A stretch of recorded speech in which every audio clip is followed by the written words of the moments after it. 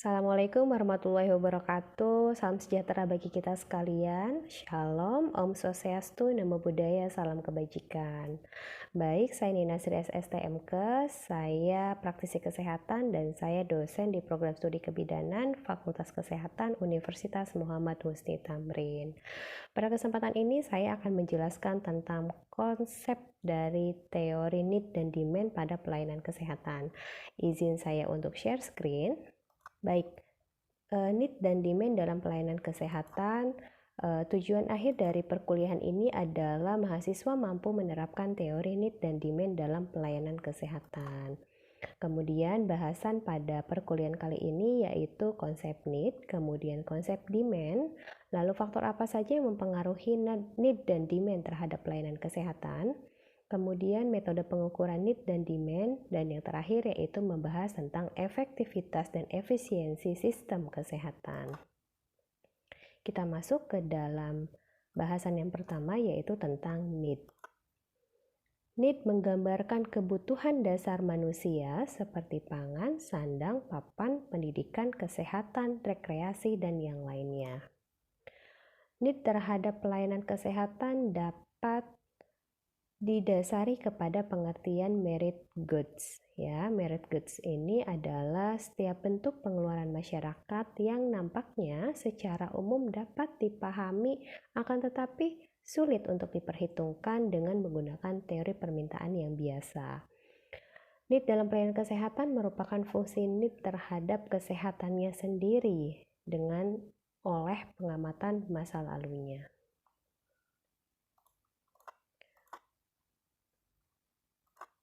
Pembahasan tentang need perlu digarisbawahi bahwa tidak seluruh need akan dapat dipenuhi. Dengan demikian akan ada ranking kebutuhan. Kemudian memilih need untuk dipenuhi dibandingkan dengan need yang lainnya. Jadi bila need yang dipilih tadi akan memberikan manfaat yang lebih tinggi dibandingkan dengan yang tidak dipilih, tetapi kemungkinan untuk memenuhi suatu need tersebut terdapat biaya dan manfaat yang lebih besar. Need adalah sesuatu yang dinamis dan cenderung untuk terus tumbuh bersama dengan jalannya waktu. Dan dalam kasus ini, pertumbuhan need tersebut akan bisa dilihat dari perkembangan penawaran fasilitas pelayanan kesehatan. Need bisa menjadi wants, ya. Jadi needs menjadi wants jika kebutuhan tadi telah menjurus pada suatu keinginan tertentu yang dapat memberikan kepuasan. Wants adalah barang atau pelayanan yang diinginkan pasien karena dianggap baik atau yang terbaik bagi mereka. Misalnya itu adalah obat yang bisa bekerja dengan cepat. Wants bisa sama atau bisa juga berbeda dengan needs. Kemudian needs adalah kuantitas barang atau pelayanan yang secara objektif dipandang terbaik untuk memperbaiki kondisi kesehatan pasien. Needs bisa ditentukan oleh tenaga medis, tetapi kualitas pertimbangan tenaga medis tergantung kepada pendidikannya, peralatannya, kemudian kompetensinya.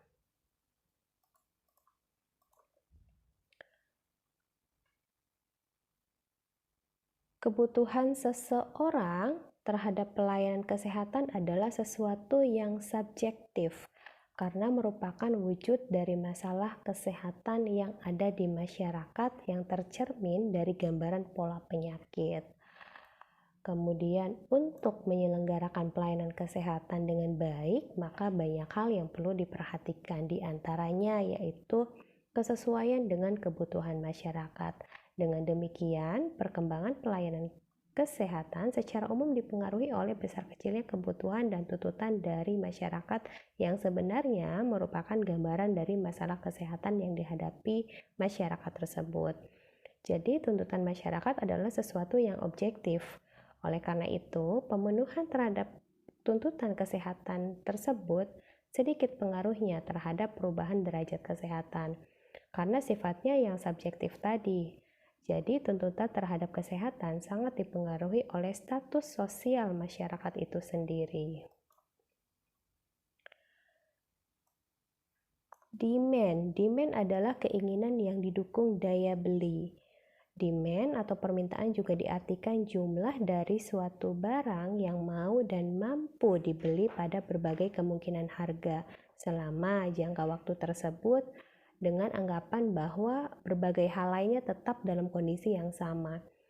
Mau tidak mau di sini memiliki arti betapapun orang berkeinginan untuk membutuhkan sesuatu atau menginginkan sesuatu, kalau ia tidak mempunyai uang atau tidak bersedia mengeluarkan uang sebanyak itu untuk membeli hal tersebut, maka keinginan itu akan tetap belum bisa disebut sebagai permintaan.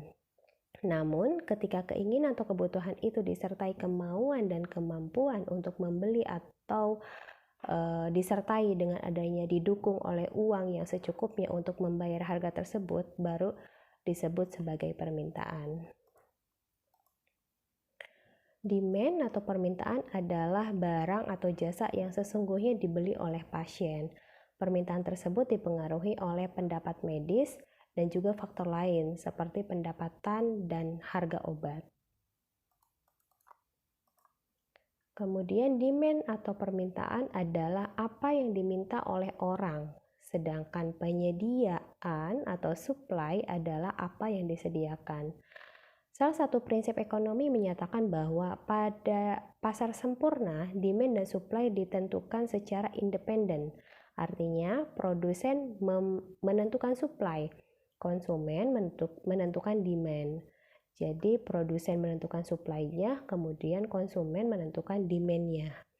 Harga barang naik atau turun sehingga jumlah yang disuplai sama dengan jumlah yang diminta. Hal tersebut disebut sebagai mencapai yang disebut dengan equilibrium.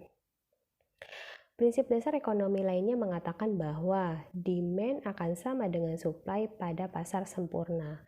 Meskipun demand dan supply kesehatan dan pelayanan kesehatan tidak mengikuti pasar sempurna, tetapi beberapa aspek supply dan demand tetap berlaku.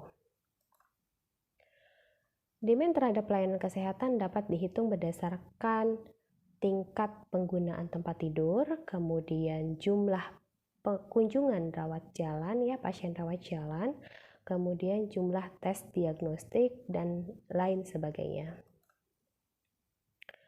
Faktor demand menurut teori ekonomi itu demand ditentukan oleh beberapa faktor, diantaranya adalah harga, pendapatan, kesukaan, dan barang alternatif. Makin tinggi harga, makin menurun demand pelayanan kesehatan. Kemudian, makin rendah pendapatan, maka menurun demand pelayanan kesehatan. Harga barang pengganti yang menurun harga barang pengganti yang menurun akan menurunkan demand suatu barang, dan harga barang komplementer yang menurun akan meningkatkan demand suatu barang. Jadi kebutuhan setiap manusia dengan antara yang satu dengan yang lainnya bisa saja tidak sama tergantung faktor yang mempengaruhi. Kebutuhan akan sesuatu hal itu bersifat lebih spesifik, dinamakan sebagai keinginan. Karakteristik kebutuhan merupakan komponen yang paling langsung berhubungan dengan pemanfaatan pelayanan kesehatan. Anderson dalam Noto Atmojo 2007 menggunakan istilah kesakitan untuk mewakili kebutuhan atau need dalam pelayanan kesehatan. Kebutuhan individu untuk memanfaatkan pelayanan kesehatan dipengaruhi oleh yang pertama yaitu variabel psikologi. Variabel psikologi ini adalah persepsi sehat sakit, persepsi terhadap puskesmas, pengalaman penggunaan pelayanan kesehatan, dan lain sebagainya. Kemudian yang kedua adalah karakteristik individu, meliputi usia, jenis kelamin, tingkat pendidikan, tingkat pendapatan. Kemudian yang seterusnya yaitu faktor lingkungan yang berpengaruh adanya pelayanan kesehatan lain. Contohnya itu adalah klinik, rumah sakit, praktek dokter, dan seterusnya termasuk transportasi. Kemudian faktor yang terakhir adalah provider, terkait dengan mutu pelayanan. Jenis pelayanannya bagaimana, fasilitas kesehatannya, kemudian tenaga kesehatannya. Faktor yang mempengaruhi demand terhadap kesehatan itu ada dua, yaitu ada tarif dan asuransi. Tarif merupakan jadi hubungan antara tarif dengan demand terhadap pelayanan kesehatan adalah negatif. Kenapa negatif? Jadi semakin tinggi tarif maka demand akan semakin rendah. Sangat penting untuk dicatat bahwa hubungan negatif ini secara khusus terlihat pada keadaan pasien yang mempunyai pilihan. Pernyataan normatif di masyarakat yang memang mengharapkan bahwa tarif rumah sakit harus rendah agar masyarakat miskin mendapat akses. Akan tetapi tarif yang rendah dengan subsidi yang tidak cukup dapat menyebabkan mutu pelayanan turun. Hal ini menjadi masalah besar akhirnya dalam manajemen rumah sakit. Kemudian untuk asuransi kesehatan. Adanya asuransi kesehatan dan jaminan kesehatan dapat meningkatkan demand terhadap pelayanan kesehatan. Dengan demikian, hubungan asuransi kesehatan dengan demand terhadap pelayanan kesehatan bersifat positif. Asuransi kesehatan bersifat mengurangi efek faktor tarif sebagai hambatan untuk mendapatkan pelayanan kesehatan pada saat sakit. Dengan demikian, semakin banyak penduduk yang tercakup oleh asuransi kesehatan, maka demand akan pelayanan kesehatan termasuk di dalamnya adalah rumah sakit menjadi semakin tinggi.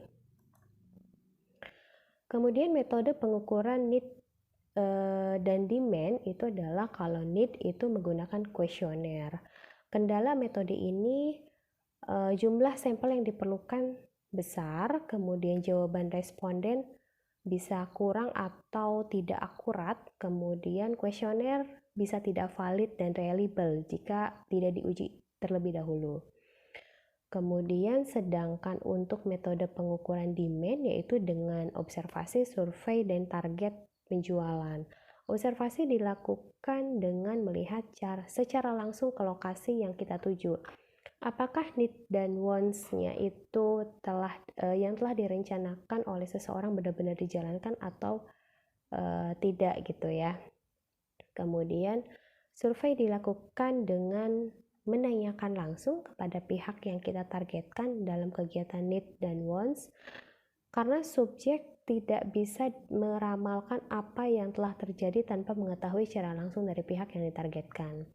Kemudian target penjualan yaitu dengan mendatangi secara langsung ke suatu institusi yang berkaitan dengan hal tersebut untuk mendapatkan suatu jawaban yang real dari target yang sedang kita inginkan. Sistem kesehatan adalah suatu jaringan penyedia layanan kesehatan atau supply side, dan orang-orang yang menggunakan pelayanan tersebut disebut sebagai demand side. Hal ini terjadi di setiap wilayah serta negara dan organisasi yang melahirkan sumber daya tersebut dalam bentuk manusia maupun dalam bentuk material. Suatu jaringan penyedia layanan kesehatan dan orang-orang yang menggunakan pelayanan tersebut di setiap wilayah serta negara dan organisasi yang melahirkan sumber daya tersebut dalam bentuk manusia maupun dalam bentuk material. Itu pun disebut sebagai sistem kesehatan. WHO mendefinisikan sistem kesehatan sebagai seluruh kegiatan yang mana mempunyai maksud utama untuk meningkatkan dan memelihara kesehatan. Sistem kesehatan tidak terbatas pada seperangkat institusi yang mengatur, membiayai, atau memberikan pelayanan, namun juga termasuk kelompok aneka organisasi yang memberikan input pada pelayanan kesehatan, terutama sumber daya manusia, sumber daya fisiknya juga, dan pengetahuan atau teknologi. Mengingat maksud tersebut tadi, maka yang termasuk dalam hal ini tidak saja pelayanan kesehatan formal, tetapi juga tidak formal, seperti halnya pengobatan tradisional. Jadi selain aktivitas kesehatan masyarakat tradisional, seperti bisa juga ya dengan promosi kesehatan dan dalam pencegahan penyakit, peningkatan keamanan lingkungan, kemudian pendidikan yang berhubungan dengan kesehatan merupakan bagian dari sistem. Sistem kesehatan itu paling tidak mempunyai 4 fungsi pokok, yaitu pelayanan kesehatan, pembiayaan kesehatan, penyedia sumber daya, regulator. Demikian yang bisa saya sampaikan. Lebih kurangnya saya mohon maaf. Jika ada pertanyaan bisa menghubungi kontak yang tertera atau bisa memberikan komentar pada video ini. Terima kasih. Assalamualaikum warahmatullahi wabarakatuh.